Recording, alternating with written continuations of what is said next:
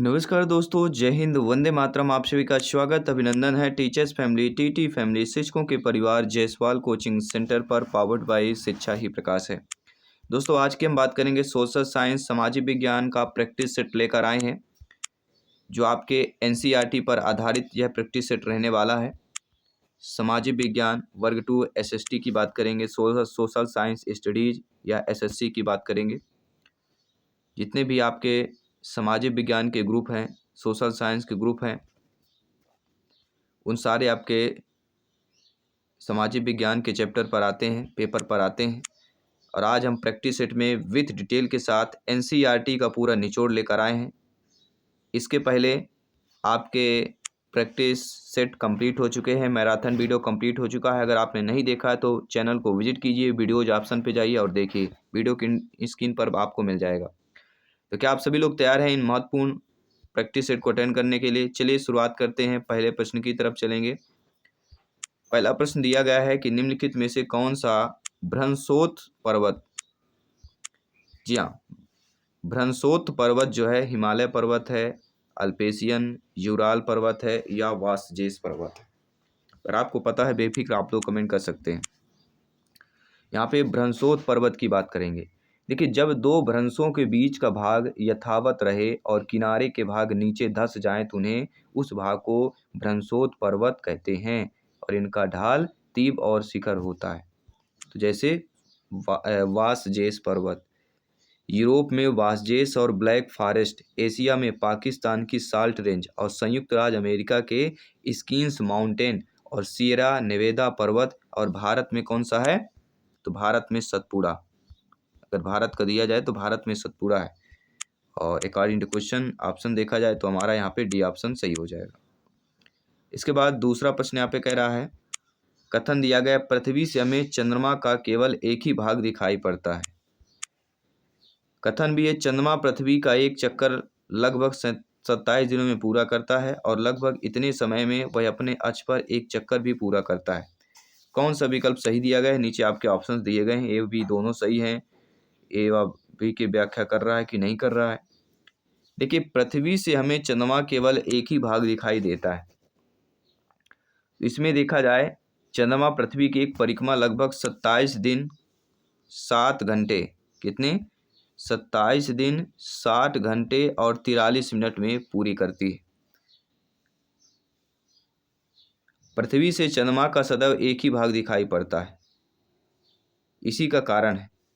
और हम पृथ्वी से चंद्रमा के लगभग 57% भाग को ही देख सकते हैं चंद्रमा को, क्योंकि इतने समय में अपने अक्ष पर क्या होती है? 27 दिनों 7 घंटे 43 मिनट में जो है यह 2286 मील प्रति घंटे की गति से एक परिक्रमा पूरी करती है।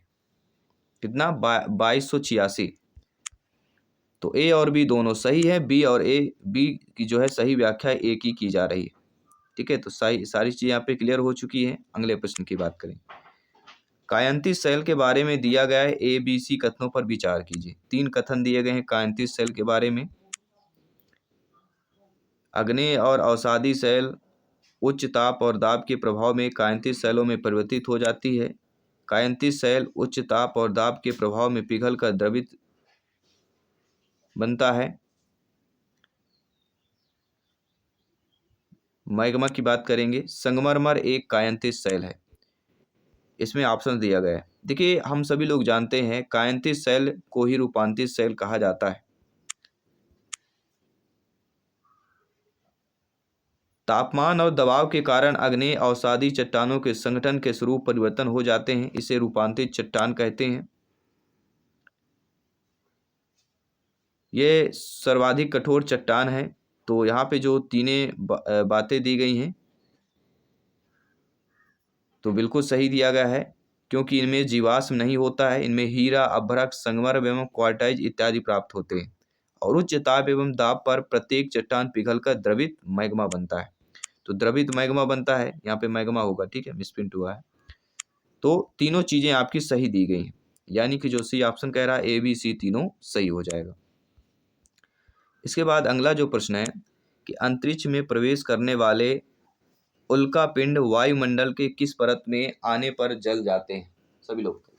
जो हमें टिमटिमाते या चमकते हुए दिखाई देते हैं वह किसके कारण होता है? तो वायु के घर्षण के कारण होता है, ये सभी जानते हैं। लेकिन आपको ये बताना है वायुमंडल के किस परत पर आने पर जो है जल जाते हैं, सभी बताइए।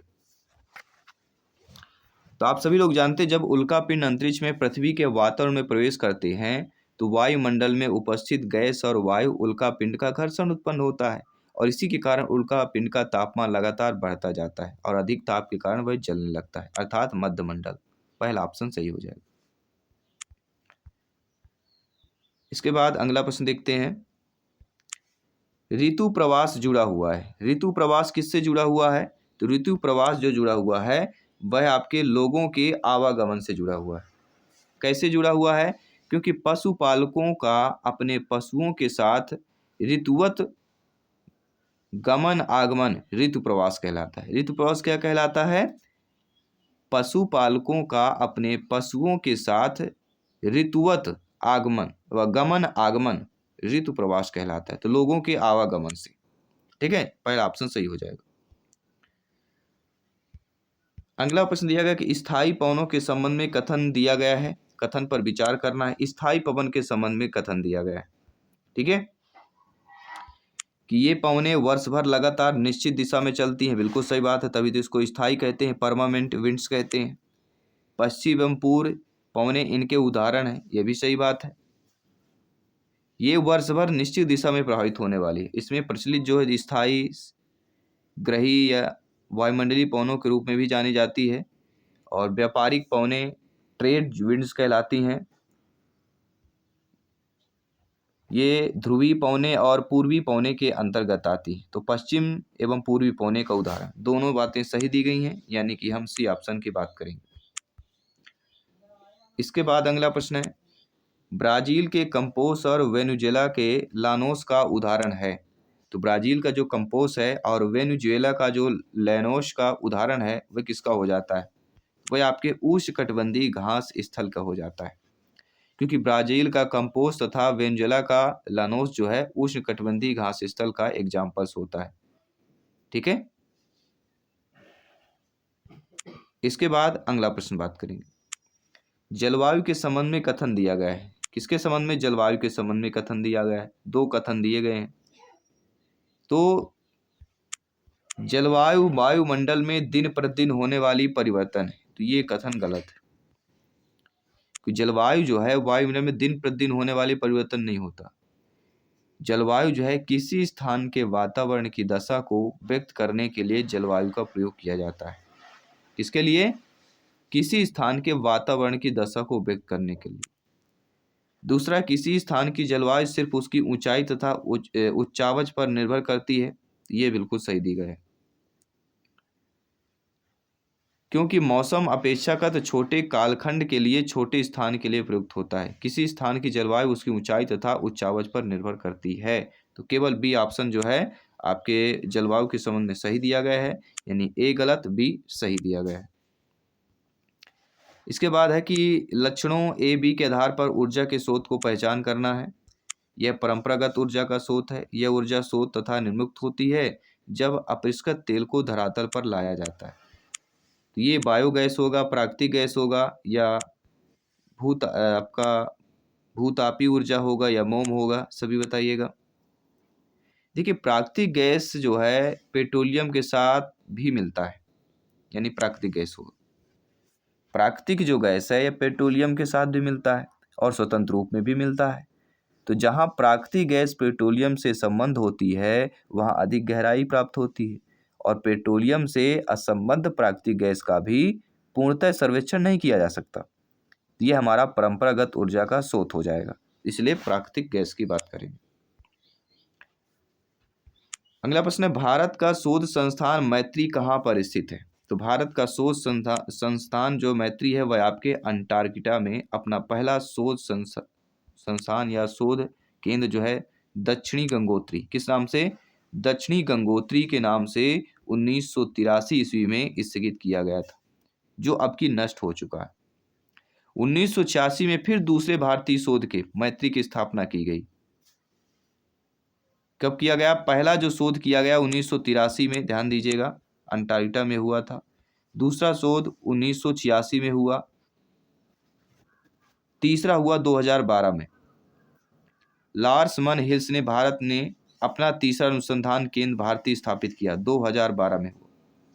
तो 3 बार हुए थे। तो मैत्री अवस्थित है भारत का शोध संस्थान की बात करेंगे तो अकॉर्डिंग टू क्वेश्चंस अंटार्कटिका की बात करते हैं। अगला जो प्रश्न दिया गया कि निम्नलिखित में से कौन सा कथन खनिज के संदर्भ में सही नहीं दिया गया है। देखिए, प्राकृतिक रूप से प्राप्त होने वाले पदार्थ हैं, ये भी सही बात है। इनका एक निश्चित रासायनिक संगठन होता है, ये भी सही बात है। ये विभिन्न प्रकार के भूवैज्ञानिक परिवेश से निर्मित होते हैं, ये भी सही बात है। लेकिन सभी खनिज अधातित होते हैं, ये गलत दिया गया। क्योंकि ऐसे पदार्थ जो खनन क्रिया से प्राप्त होते हैं खनिज कहलाते हैं। और वैज्ञानिक रूप में देखा जाए तो अधिकांश खनिज एक कार्बनिक या अकार्बनिक संसाधन है और ये 2 प्रकार के रासायनिक संगठन होता है, धात्विक और अधात्विक दोनों में होता है। तो यह नहीं कह सकते कि सभी खनिज अधात्विक होते हैं। तो डी ऑप्शन जो है आपका सही नहीं दिया गया है। According to question D option सही हो जाएगा, क्योंकि प्रश्न यही कह रहा है कि खनिज के संदर्भ में कौन सा सही नहीं दिया गया है। तो डी ऑप्शन खनिज के संदर्भ में सही नहीं दिया गया है। अब मिलान करना है, अगला प्रश्न है मिलान वाला प्रश्न है। चलिए मिलान कर लेते हैं। नर्मदा घाटी दी गई है, वज्जी, गारो पहाड़ियाँ, गंगा घाटी, सिंधु और उसकी सहायक नदियाँ।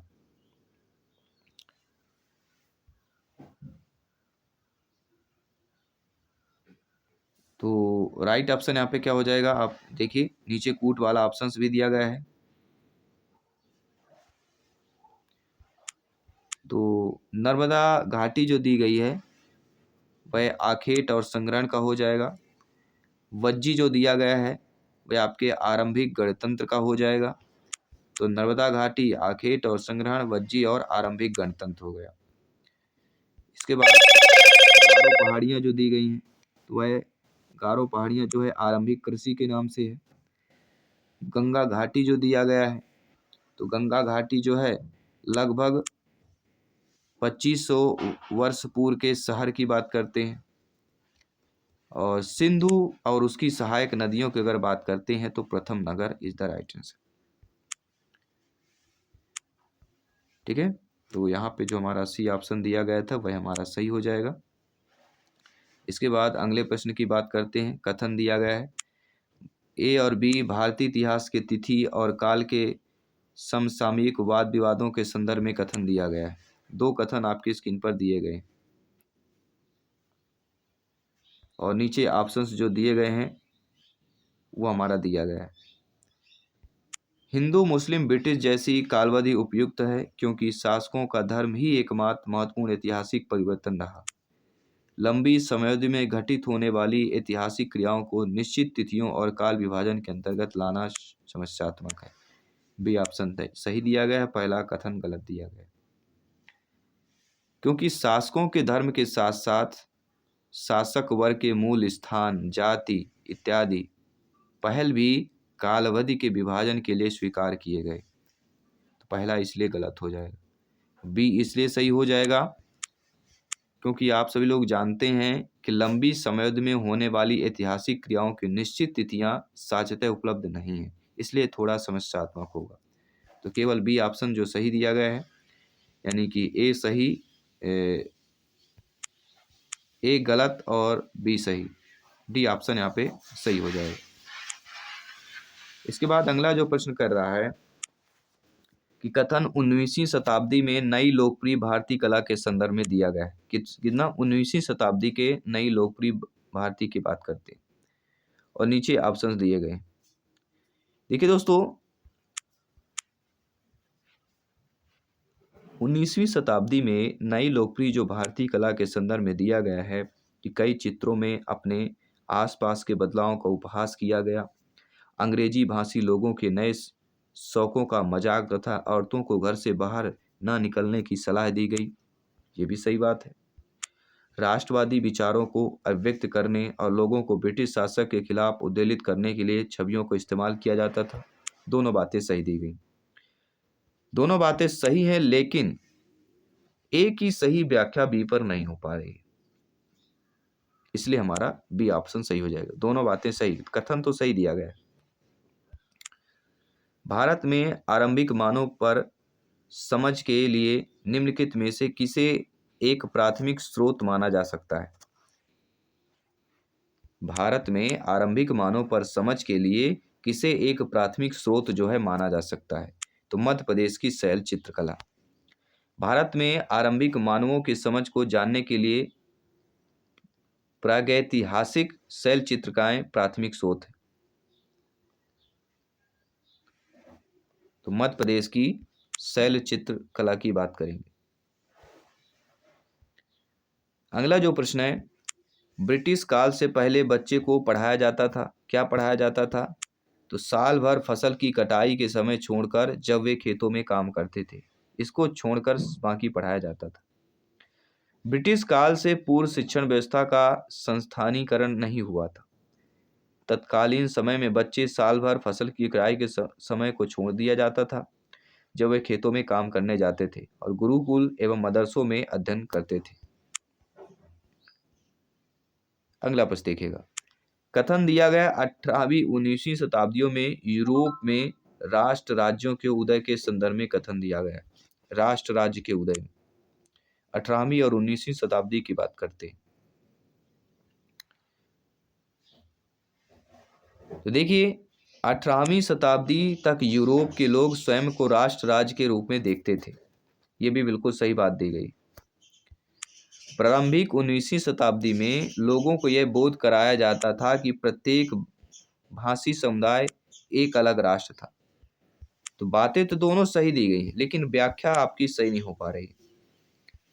यानी कि ए और बी दोनों सही हैं, लेकिन एक की सही व्याख्या बी नहीं कर पा रहा, क्योंकि 18वीं शताब्दी तक यूरोप के लोग स्वयं को राष्ट्र राज्य के रूप में देखते थे, लेकिन प्रारंभिक 19वीं शताब्दी में लोगों को यह बोध कराया गया कि प्रत्येक भाषी समुदाय एक अलग राष्ट्र था। तो कहीं आपका ठीक है, व्याख्या ये नहीं देख पा रहे हैं। बातें दोनों सही दी गई हैं, कथन दोनों सही दिए गए हैं। अगला बीसीई का तात्पर्य क्या होता है? देखिए, बीसीई का तात्पर्य होता है बिफोर कॉमन एरा। क्या होता है? बीसीई का तात्पर्य होता है before common era. B option is the right answer. अगला प्रश्न है, हम यह आज कैसे जानते हैं कि पूरा पाषाण युग में भारत के शुतुरमुर्ग होते थे? कैसे जानते हैं? तो महाराष्ट्र के पटनेपुरा स्थल में शुतुरमुर्ग के अंडों के अवशेष मिले। महाराष्ट्र के पटनेपुरा स्थल में क्या मिले हैं? शुतुरमुर्ग के अंडों के अवशेष मिले हैं। इसी आधार पर हम ये कह सकते हैं कि पूरा पाषाण काल में भारत में शुतुरमुर्ग होते थे। B option is the right answer. अगला है, हड़प्पा सभ्यता का पतन कैसे हुआ है? ऐसा लगता है कि शासकों का नियंत्रण समाप्त हो गया, जंगलों का विनाश हो गया, या सभ्यता के पूरे क्षेत्र में बाढ़ आ गई, या संभवतः नदियां सूख गईं। तो हड़प्पा सभ्यता का अगर पतन का रीजन देखा जाए, कारण देखा जाए, तो वह है जंगलों का विनाश हो गया, सभ्यता के पूरे क्षेत्र में बाढ़ आ गई और संभवतः नदियां सूख गईं।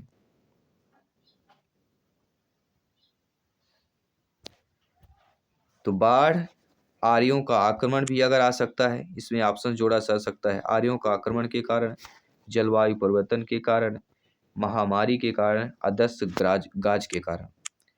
लेकिन शासकों का नियंत्रण की अगर बात करें, यह आपका गलत दिया गया।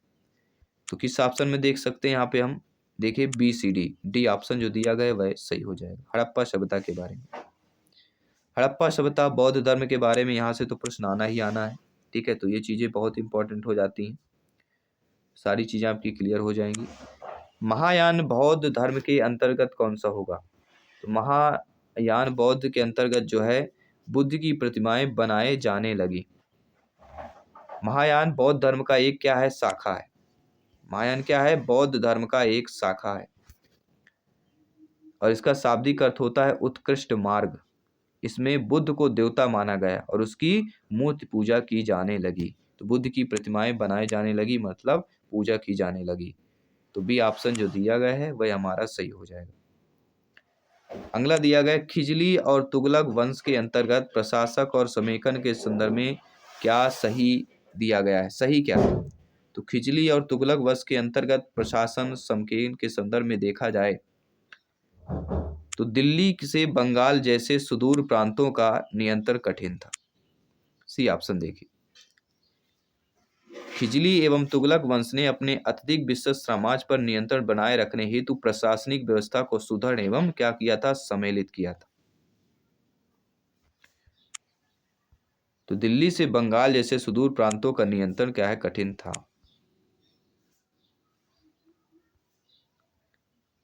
यहाँ पे सी ऑप्शन सही हो जाएगा। इसके बाद बात करते हैं अगले प्रश्न की। जनजातीय लोगों के इतिहास के पुनर्निर्माण में इनमें से कौन सा कथन गलत दिया गया है?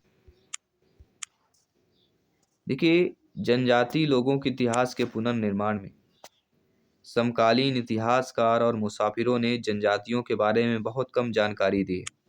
जनजातीय लोगों ने समृद्ध रीति रिवाजों और मौखिक परंपराओं का संरक्षण किया। जनजातीय समाज अपनी विविध किस्म की जरूरतों के लिए एक दूसरे पर निर्भर रहा, लेकिन अधिकांश जनजातीय समूहों ने लिखित दस्तावेज रखा है, ये आपका गलत दिया गया। तो जनजातीय लोगों ने अपने इतिहास को लिखित दस्तावेज में सम्मिलित नहीं किया है। इन्होंने अपनी रीति रिवाज, मौखिक परंपरा का संरक्षण किया। ये लोग अपनी आवश्यकता के लिए प्रकृति एवं एक दूसरे पर जो है निर्भर रहते थे। अगला प्रश्न है, 1857 के विद्रोह के बाद अंग्रेजों ने किस प्रकार भारत पर अपने नियंत्रण को समेकित किया? 1857 के विद्रोह के बाद तो ईस्ट इंडिया कंपनी के सारे अधिकार ब्रिटिश साम्राज्य के हाथ में सौंपकर, ताकि भारतीय मामलों को ज्यादा बेहतर ढंग से संभाला जा सके। पहला ऑप्शन सही हो जाए। इसके बाद अगला प्रश्न है, निम्नलिखित में से क्या प्रतिनिधि लोकतंत्र की विशेषता नहीं है?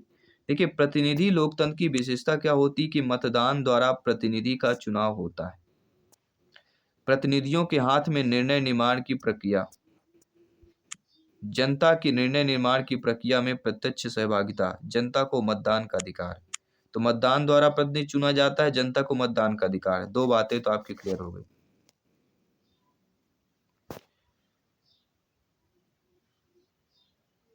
तो यहां पे जो दिया गया है, प्रतिनिधि के हाथ में निर्णय निर्माण की प्रक्रिया। देखिए, प्रतिनिधि लोकतंत्र में जनता निर्वाचन के माध्यम से अपनी प्रतिनिधि को चुनता है। यह प्रतिनिधि निर्णय निर्माण में प्रमुख भूमिका होता है, इसलिए सही दिया गया है। लेकिन इस व्यवस्था में जनता के निर्णय निर्माण में प्रत्यक्ष सहभागिता नहीं होती है, इसलिए according to question C option की जनता के निर्णय की प्रक्रिया में सहभागिता, यह कथन, ये विशेषता आपकी प्रतिनिधि लोकतंत्र की नहीं है। According to question C option सही हो जाएगा। अगला प्रश्न है, भारत के किस क्षेत्र में छोटा तिब्बत कहा जाता है? किस क्षेत्र को छोटा तिब्बत कहा जाता है भारत के? तो वह है दोस्तों लद्दाख।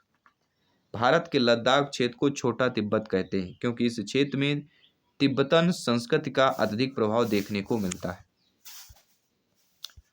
भारत में अपील प्रणाली या पुनर्वादिक प्रणाली किसे कहते हैं?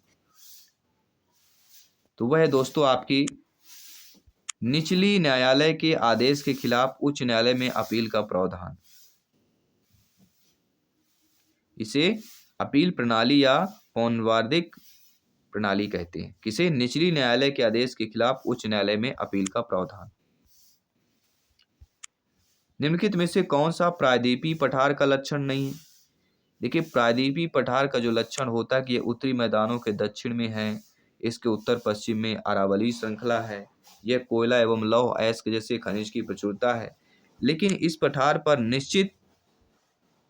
पठार पर पश्चिम की ओर बहने वाली महानदी और कृष्णा नदियां मौजूद है, यह कथन गलत दिया गया, क्योंकि महानदी और कृष्णा नदी पूर्व की ओर बहकर बंगाल की खाड़ी में गिरती है।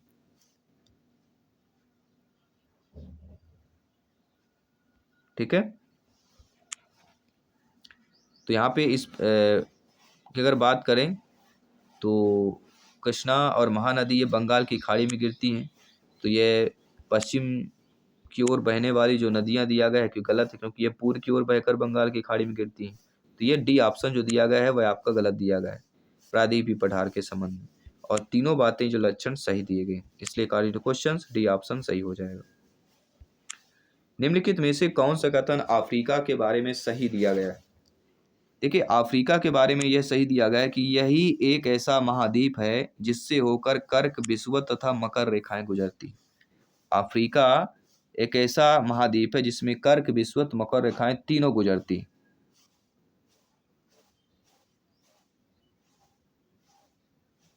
ठीक है, अगले प्रश्न की बात कर लेते हैं।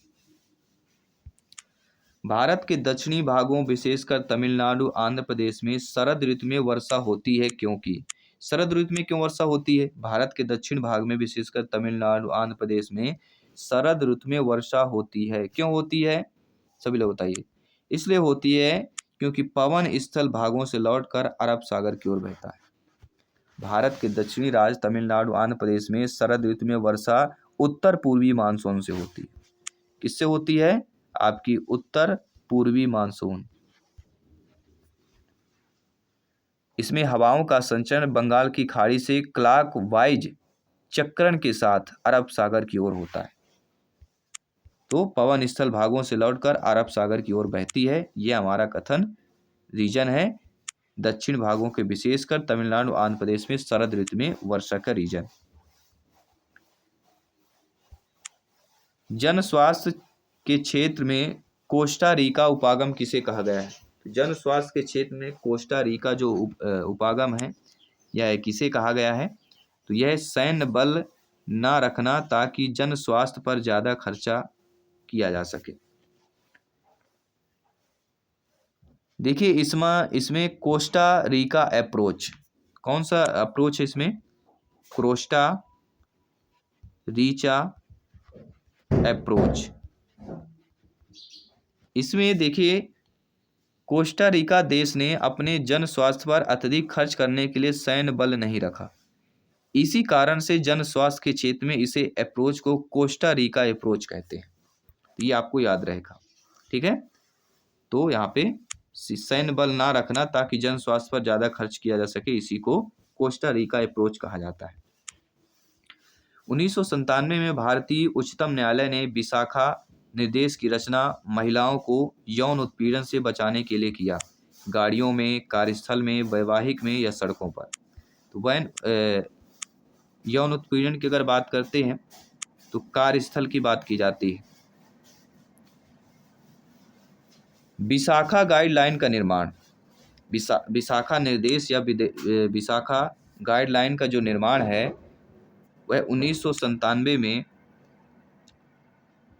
सुप्रीम कोर्ट के द्वारा महिलाओं को कार्यस्थल पर यौन उत्पीड़न से बचाने के लिए किया गया था। कार्यस्थलों पर किया गया था। निम्नलिखित में से कौन जो है भारत में एक राज्य के राज्यपाल की नियुक्ति करता है? एक राज्य के राज्यपाल की नियुक्ति कौन करते हैं? तो वह होते केंद्र सरकार। केंद्र सरकार जो है अनुच्छेद 155 के तहत भारत में एक राज्य के राज्यपाल की नियुक्ति करती है। केंद्र सरकार की अनुशंसा पर राष्ट्रपति जो है राज्यपाल को नियुक्त करता है। किसके अनुशंसा पर? नियुक्त तो राष्ट्रपति करते हैं, लेकिन केंद्र सरकार की अनुशंसा पर करते हैं। निम्नलिखित में से कौन ग्रामीण प्रशासनिक अधिकारी नहीं है?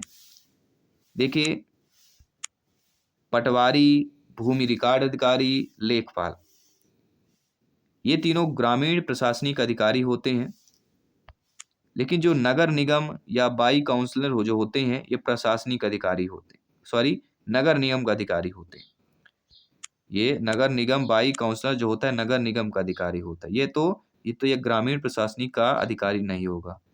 ठीक है, तो बाकी जो होते हैं पटवारी, भूमि रिकॉर्ड अधिकारी, लेखपाल, ये तीनों ग्रामीण प्रशासनिक अधिकारी होते हैं, लेकिन नगर निगम बाई काउंसलर नहीं होता। इसलिए क्वेश्चन जो है बी ऑप्शन आपका सही हो जाएगा। अगला भारतीय उच्चतम न्यायालय द्वारा दिए गए डी.के. बासु निर्देश क्या है? तो भारतीय उच्च न्यायालय द्वारा जो है डी.के. बासु एक निर्देश दिया गया था। ये डी.के. बासु निर्देश है क्या चीज़, ये भी जानना बहुत जरूरी है। तो डी.के. बासु जो निर्देश कहलाता है, यह निर्देश जो है गिरफ्तारी, नज़रबंदी और पूछताछ के दौरान पुलिस द्वारा पालन की जाने वाली प्रक्रियाओं से जुड़ा एक निर्देश है। डी.के. बासु निर्देश क्या है? सुप्रीम कोर्ट का किसी व्यक्ति की गिरफ्तारी व उसे हिरासत में रखने के संबंध में 11 सूत्री दिशा निर्देशन दिए गए थे। कितने? 11। गिरफ्तार करने वाला पूछताछ करने वाले पुलिस अधिकारी की पहचान, नाम, टैग लगा होना चाहिए। गिरफ्तारी का ब्यौरा रजिस्टर पर दर्ज किया जाना चाहिए। तो गिरफ्तारी, नज़रबंदी, पूछताछ के दौरान पुलिस द्वारा की जानी पालन जो की जानी चाहिए, जो रूल्स होते हैं उनको फॉलो की जानी चाहिए, उसे ही डीके बासु कहा जाता है। वन अधिकार कानून 2006 अपने शीर्षक में कौन सी श्रेणी के अधिकारों को स्वीकारता है? तो वन अधिकार कानून 2006 है, अपने शीर्षक में जिस श्रेणी के अधिकारों को स्वीकारता है वह है अनुसूचित जनजातियां।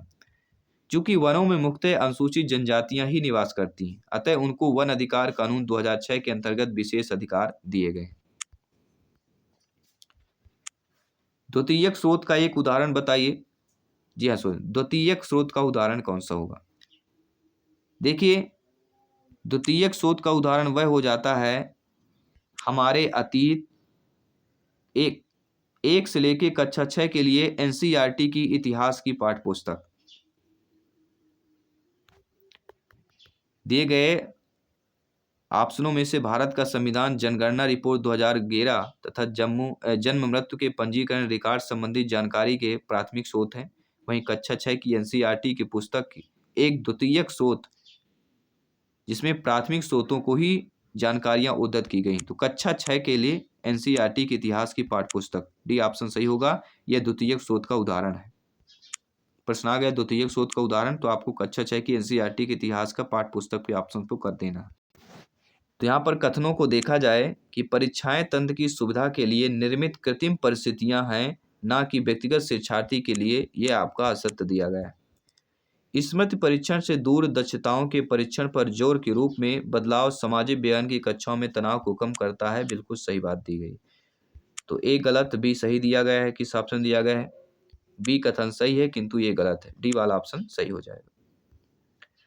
अगला जो प्रश्न कह रहा है, सामाजिक विज्ञान के अध्यापक या अध्यापिका का मुख्य उद्देश्य क्या होना चाहिए? जब आपकी नियुक्ति होगी, आप लोग अध्यापिका बनेंगे, ये बताइए आपका उद्देश्य क्या होना चाहिए? आपका उद्देश्य होना चाहिए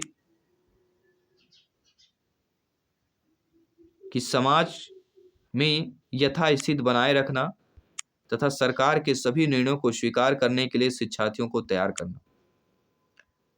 बच्चों को समाज के विभिन्न तत्वों के संबंधों के बारे में जानकारी दें ताकि वे समाज के एक जागृत अंग बन सके। तो क्या करना? समाज में यथास्थिति बनाए रखना तथा सरकार के सभी निर्णयों को स्वीकार करने के लिए शिक्षार्थियों को तैयार करना। सामाजिक विज्ञान में आकलन का मुख्य उद्देश्य क्या होता है? सामाजिक विज्ञान में आकलन का मुख्य उद्देश्य होता है शिक्षार्थियों को प्रतिपुष्टि देना तथा मानक स्थापित करना, जिनको पाने के लिए ये प्रयासरत रहे हैं। अगला देखिए, सामाजिक विज्ञान की कक्षा में फिल्मों को एक प्रभावी शैक्षिक उपकरण के रूप में उपयोग किया जा सकता है, क्योंकि क्यों किया जा सकता है दोस्तों? सामाजिक विज्ञान की कक्षा में फिल्मों को एक प्रभावी शैक्षणिक उपकरण के रूप में उपयोग किया जा सकता है। क्यों किया जा सकता है? नीचे ऑप्शन दिया गया है। क्योंकि फिल्में अनदेखे और अनसुने संदर्भों को खोजने की शक्ति से प्रेरित करते हैं। फिल्में ऐसी कहानियां, संवादों और छवियों को सामने लाती हैं जो जीवन में हमसे दूर हो सकती है। फिल्में एक वस्तुनिष्ठ माध्यम है जो छात्रों को एक ही तरीके से अपने विचार प्रस्तुत करने के लिए प्रोत्साहित कर सकती है। यहाँ पे देखा जाए BCD ऑप्शन हमारा सही दिया गया है। ए ऑप्शन सही नहीं होगा, क्योंकि फिल्में कक्षा के भीतर बाहरी दुनिया को ले जा सकती है, गलत दिया गया। क्योंकि हम शैक्षणिक उपकरण की दृष्टि से देख रहे हैं, इसलिए बाहरी दुनिया को ले जा सकती है, ये कथन गलत होगा। बाकी ये तीनों कथन आपके सही दिए गए, BCD। इसके बाद अगला प्रश्न है कि कक्षा में मानचित्र के प्रयोग के संदर्भ में निम्नलिखित कथनों में कौन सा सही दिया गया है? मानचित्र के संदर्भ में बताना। नीचे आपके ऑप्शंस दिए गए हैं। तो मानचित्र के संदर्भ में हमारा जो सही हो जाएगा कि मानचित्र एक सामाजिक राजनीतिक निर्मित है। मानचित्र एक सामाजिक राजनीतिक निर्मित है जो अलग अलग राजनीतिक कालखंड में परिवर्तित होते रहते हैं और परिचित विशेष के मानचित्र को सुलभता से समझने के लिए किसी भी दिशा को मानचित्र में ऊपर जो है दर्शाया जा सकता है। और एक चीज और बता देते हैं जो आपको शायद मालूम ना हो। मानचित्र जो होता है एक आपका द्विआयामी साधन होता है। प्रश्न आ गया मानचित्र कौन सा आयामी साधन है, तो मानचित्र आपका द्विआयामी साधन होता है। और हम किस दुनिया में हैं, हम त्रिआयामी दुनिया में। इसका समय से कोई संबंध नहीं, समय की अवधारणा मानचित्र के माध्यम से नहीं दर्शाई जा सकती। तो केवल ए, पहला ऑप्शन जो दिया गया वह हमारा सही हो जाएगा। अगला दिया गया शिक्षार्थियों के जीवन से अधिगम को जोड़ने के प्रयास में सामाजिक विज्ञान के शिक्षक को क्या चाहिए। पेडागोजी के प्रश्न भी कंबाइंड किया गया है। तो विद्यार्थियों के जीवन से अधिगम को जोड़ने के प्रयास में सामाजिक विज्ञान को शिक्षक को क्या चाहिए, सभी लोग बताइए क्या चाहिए होगा। नीचे आपके ऑप्शन दिए गए हैं। तो विषय वस्तु में विविध सांस्कृतिक दृष्टिकोणों को इरादत या जानबूझकर एवं सुस्पष्ट शामिल करें और शिक्षार्थियों को अपने उदाहरणों एवं अनुभवों को कक्षा में साझा करने के लिए मौका दें। तो जो आपके ऑप्शंस दिए गए हैं, ठीक है, ए और सी वाला यानी कि बी ऑप्शन जो दिया गया है वह हमारा सही हो जाए। इतिहास पढ़ाते वक्त वंशावली चार्ट का प्रयोग होता है। देखिए इतिहास पढ़ाते वक्त जो वंशावली चार्ट का उपयोग होता है, देखिए वंशावली चार्ट किसी साम्राज्य या वंश के वर्धन एवं विकास को चित्रित करने के लिए होता है, अनुक्रम एवं प्रकारात्मक संबंधों को दर्शाने के लिए होता है, एक कालक्रमिक रूपरेखा देने के लिए होता है। तो तीनों बातें सही दी गई हैं, ए बी सी। यहाँ पे हमारा पहला ऑप्शन जो दिया गया है वह हमारा सही हो जाएगा। इसके बाद बात करते हैं अगले प्रश्न की। दृष्टिबाधित शिक्षार्थियों के साथ कार्य करते समय एक सामाजिक विज्ञान शिक्षक को किस प्रकार से शिक्षण अधिगम प्रक्रिया के अनुकूलन करना चाहिए, किस प्रकार से करना चाहिए। नीचे आपके ऑप्शन दिए गए और कूट वाला भी दिया गया है, ठीक है। दृष्टिबाधित शिक्षार्थियों के साथ कार्य करते समय एक सामाजिक विज्ञान के शिक्षक को जो है यथोचित विराम तथा पुनरावृत्ति के साथ स्पष्ट एवं उच्च आवाज में बोलना चाहिए, मौखिक संकेतों द्वारा कल्पना करने के अवसरों को उत्पन्न करना चाहिए, इसके साथ साथ कक्षा में चर्चा के दौरान टेक्टाइल या स्पर्श करने वाली सामग्रियों को शामिल करना चाहिए। तो ए सी डी ऑप्शन हमारा सही दिया गया है। दृष्टिबाधित शिक्षार्थियों के साथ कार्य करते समय सामाजिक विज्ञान शिक्षक जो किस प्रकार से अधिगम प्रशिक्षण में अनुकूल रह सकता है, यथोचित विराम तथा पुनरावृत्ति के साथ मौखिक संकेतों द्वारा कल्पना करने के अवसरों को उत्पन्न करता है और कक्षा में चर्चा द्वारा टेक्टाइल या स्पर्श करने वाली सामग्रियों को शामिल करना। तो ए सी डी ऑप्शन यानी कि बी ऑप्शन सही हो जाएगा। अगला प्रश्न है सामाजिक विज्ञान शिक्षण में प्रोजेक्ट विधि के कथनों पर विचार कीजिए। जी हाँ, प्रोजेक्ट विधि के कथनों पर विचार करना है। तो प्रोजेक्ट विधि कथन को देखा जाए, नीचे आपके ऑप्शंस दिए गए हैं।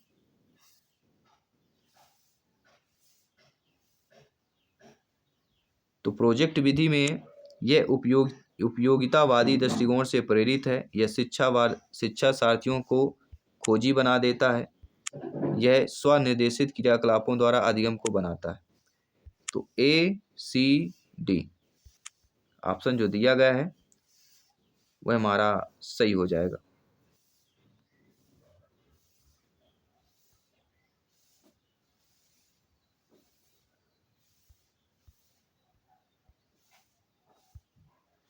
अगला प्रश्न है अन्वेषण को इच्छुक रचनात्मक दृष्टिकोण से एक सामाजिक विज्ञान की शिक्षिका अपने शिक्षार्थियों को किस रूप में दिखेगी। अन्वेषण को इच्छुक और रचनात्मक दृष्टिकोण से जो है एक सामाजिक विज्ञान की शिक्षिका अपने शिक्षार्थियों को जो है किस रूप में दिखेगी। इसी प्रकार के प्रश्न आने वाले हैं, ध्यान दीजिएगा।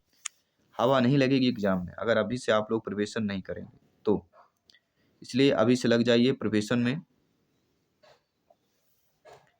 तो अन्वेषण को इच्छुक और रचनात्मक दृष्टिकोण से एक सामाजिक विज्ञान की शिक्षिका जो है अपने शिक्षार्थियों को किस रूप में देखेगी।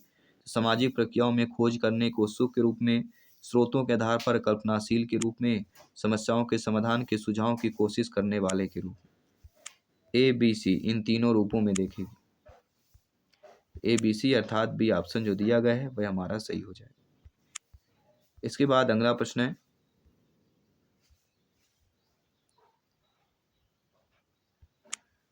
सामाजिक विज्ञान के पाठचर्या को अधिक समावेशी बनाने में निम्न में से कौन सहायक हो सकता है? तो सामाजिक विज्ञान के पाठचर्या को अधिक समावेशी बनाने में कौन सहायक हो सकता है?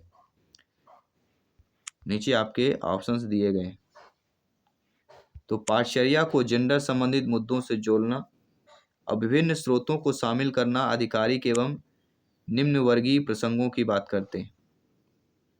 देखिए, सामाजिक विज्ञान की पाठचर्या को अधिक समावेशित करने के लिए जेंडर संबंधित मुद्दों को जोड़ना चाहिए। इसके साथ साथ आधिकारिक एवं निम्न वर्गीय प्रसंगों को विभिन्न स्रोतों में शामिल करना विषय में बहुआयामी होगा। तो पहला और सी ऑप्शन जो दिया गया है सही हो जाएगा। तो फर्स्ट एंड सी यानी बी ऑप्शन जो दिया गया है वह हमारा सही हो जाएगा। अगला जो प्रश्न है कि विद्यार्थियों को विवेचनात्मक होना क्यों सीखना चाहिए? तो विद्यार्थियों को विवेचनात्मक होना इसलिए सीखना चाहिए क्योंकि ये समझने के लिए कि मुद्दे उनकी खुद की जिंदगी के कैसे जुड़े हुए हैं। सी ऑप्शन सही हो जाएगा। अगला प्रश्न दिया गया है आपके स्क्रीन पर कि निम्नलिखित उदाहरणों में से विविधता को दर्शाने वाले उदाहरण को चयन कीजिए। विविधता को दर्शाने वाला, सरोज को स्कूल जाने का मौका मिला जबकि निर्मला को स्कूल जाने का मौका नहीं मिला। एलेन एक गरीब परिवार से वास्ता रखता था जबकि साइमन का परिवार बहुत अमीर था। रघु सुरेश को फुटबॉल की टीम में शामिल नहीं करना चाहता था क्योंकि वह समाज के एक खास समुदाय से आता है। पारितोष को बांग्ला अच्छी आती है, यह वही सुचता हिंदी बोलते हैं। तो इन उदाहरणों में विविधता को दर्शाने वाला जो उदाहरण हो जाता है वह यह हो जाता है कि पारितोष को बांग्ला अच्छी आती है, वही सुचता हिंदी बोलती है। क्या है? यह विविधता को दर्शा रहा है। भाई व्यक्तिगत विभिन्नताएं हमें कैसे पता चलेगा कि वह बांग्ला बोलता है, अच्छा वह अपना हिंदी बोलती है, तो ये हमारी व्यक्तिगत भिन्नताओं से पता चलता है। तो डी ऑप्शन यहाँ पे सही हो जाएगा अकॉर्डिंग टू क्वेश्चन देखा जाए तो आई होप सारी चीज़ें क्लियर हो गई हों। इस प्रैक्टिस सेट में हमने 50 महत्वपूर्ण लाजवाब क्वेश्चंस किए जिसमें कुछ पेडागोजी के प्रश्न थे, सोशल साइंस के प्रश्न थे। डेली आपकी है 11:30 में डेली प्रैक्टिस, 11:30 AM में सुबह 11:30 बजे आपको प्रैक्टिस सेट का वीडियो मिल जाएगा, क्लास मिल जाएगी। इस चैनल को विजिट करना है, वीडियो ऑप्शन पे जाना है और हम प्लेलिस्ट भी बना देंगे प्रैक्टिस सेट का। इसके पहले आपके पार्ट वाइज जो क्लासेज हुई हैं उनका भी प्लेलिस्ट बना दिया गया है, तो ज़रूर जाइए चैनल को विजिट कीजिए, प्लेलिस्ट ऑप्शन में जाइए, चेक कीजिए, अपने प्रिपरेशन को बेहतर कीजिए। मैं आपके साथ जयसवाल सर मिलता हूँ 7 PM में, जो फर्स्ट पार्ट का 30 अंक का है उसके साथ लाइव क्लास करेंगे। तो 7 PM में मिलते हैं। सभी मित्रों को जय हिंद, वंदे मातरम, धन्यवाद सभी का।